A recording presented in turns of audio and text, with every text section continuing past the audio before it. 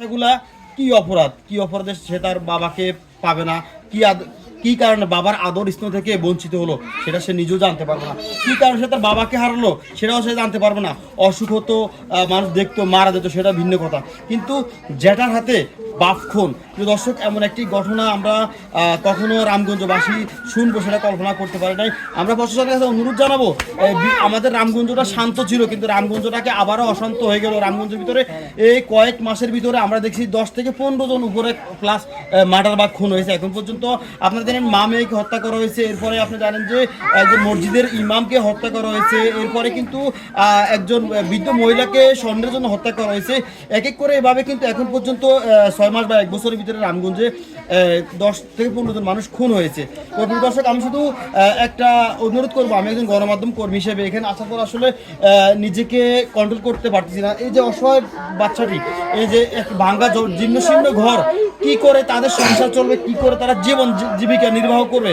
আমি করপাড়াবাসীর কাছে অনুরোধ করব, আপনারা এই বাচ্চাটি বা এই পরিবারটির দিকে আপনারা তাকাবেন।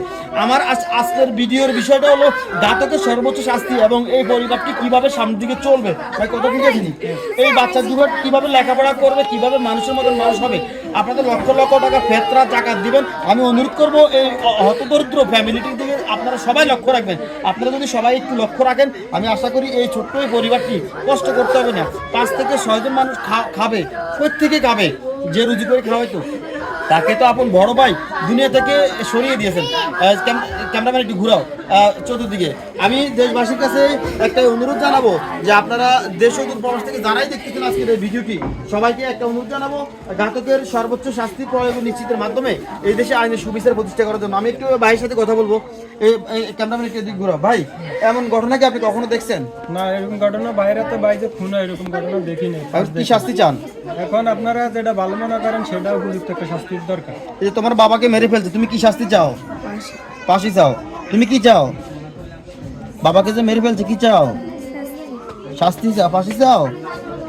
আসলে কথা বলবো কি, ছোট মানুষ তারা বাবাকে হারিয়ে নিঃস্ব হয়ে গেছেন। যে বাবা গতকালকেও হয়তো খাবার কিনে এনেছেন তাদের জন্য, হয়তো কলা ফারুটি আমরা যেভাবে আমাদের সন্তানের জন্য নিয়ে যাই, তার বাবা তাদের জন্য নিয়ে আসছে, কিন্তু আজ থেকে বাবা নামক শব্দটা তারা ডাকতে পারবে না।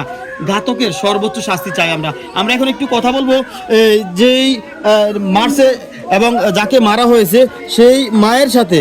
চাচি, আপনার বড় ছেলে ছোট ছেলেকে মেরে ফেলছে, আপনি এটার জন্য কি চান? উপযুক্ত বিচার এটাই চান। প্রিয় দর্শক, তিনি আসলে গর্ভধারিণী মা। একদিকে এক ছেলেকে এখন জীবিত এক ধরনের মাটি দিতে হবে, যেটাকে আমরা নোয়াখালীর ভাষায় বলে থাকি। আর ছেলে হয়তো বা মৃত্যুদণ্ডের আসামিও হতে পারে। মা এই মুহূর্তে হয়তো পাথরের চেয়েও শক্ত হয়ে গেছে, যদিও আমরা দেখতে পাচ্ছি। কিন্তু শত হলে তো নিজের ওরজার সন্তান কি করে চাইবে আরেক সন্তানের পাশি। কিন্তু তারপরও তিনি একটা কথা বলছেন, আইনের যেটা হয়, আইনের সুবিচার প্রতিষ্ঠা করতে হলে সেই কাজগুলা করতে হবে। প্রিয় দর্শক, দেশ ও দূর প্রবাস থেকে যারা দেখতেছেন সবার কাছে একটাই অনুরোধ থাকবে, সবাই ভিডিওগুলো শেয়ার করবেন। আর এই অসহায় পরিবার, ছোট বাবুটা এদিকে আসো, এদিকে আসো, আখে এদিকে আসো। এই ছোট্ট মামুনিটার দিকে তাকিয়ে আমি অনুরোধ করব, দেশ ও দূরপ্রবাস থেকে যারা দেখতেছেন, বাবাকে চাইলেও আমরা ফিরিয়ে দিতে পারবো না। বসো এখানে, বসো, চাচু কাছে কোনো সমস্যা নেই। এর বাবাকে চাইলেও আমরা কেউ আর ফিরিয়ে দিতে পারবো না। আমরা চাই এই পরিবারটি যেন খেয়ে বাসে, এই পরিবারটি যেন খাবারে কষ্ট না পায়। বদরপুর এবং 8 নং করপাড়া ইউনিয়নবাসী, রামগঞ্জবাসীর কাছে আমার অনুরোধ থাকবে, বা বিশেষ করে এই বাড়ির আশেপাশে যে মানুষগুলো আছেন, আপনারা ফেতরা জাকাত যেই টাকাগুলো দিবেন, যদি এই পরিবারটি দিয়ে একটু সুনজর দেন, আমি আশা করি এই পরিবারটি ভালোভাবে চলতে পারবে আর এই মনিটি লেখাপড়া করতে পারবে, সুন্দরভাবে জীবনযাপন করতে পারবে।